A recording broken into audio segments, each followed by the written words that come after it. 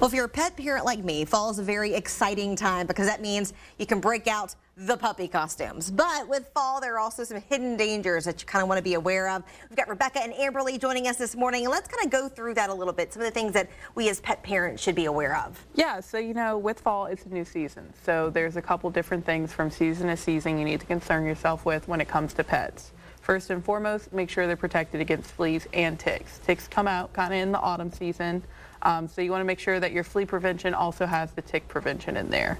Secondly, you want to make sure any decorations you're putting out, because I know I'm excited to put all my fall decorations. Mine might be already out. Yeah, you want to make sure that they're away from your pet, and if they aren't, that they're not things that they can eat if they're out.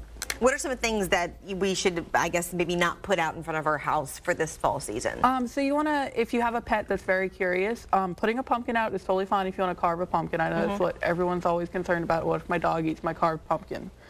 Dogs eat pumpkin all the time. We actually give it to them to help them regulate themselves. Oh, so that's interesting. Okay. If your pup's having trouble pottying, give them some pumpkin, but it's totally fine and healthy for them to eat that kind of stuff. What about whenever you've got guests that come over? Because, we've got Thanksgiving, things like that. So how do you manage that with your animal? Just know your dog.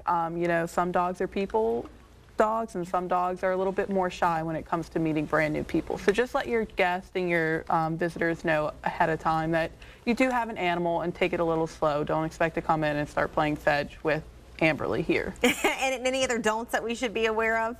Really, that's just about it. Just make sure that you're always keeping an eye on your pets and make sure that safety is a top priority. And Amberleigh is up for adoption right now. She was found as a stray, right? She was. So she was brought as a stray to our shelter about 2 weeks ago. She just got spayed the other day.